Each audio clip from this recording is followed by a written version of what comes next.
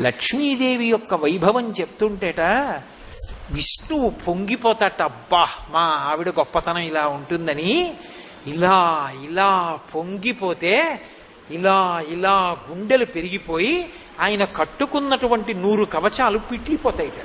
పిట్లిపోయి కింద పడిపోయాక చూసుకుంటాట, ఓహో మా ఆవిడ్ని పొగిడితే ఇంత పొంగిపోయానా అనుకుంటాట.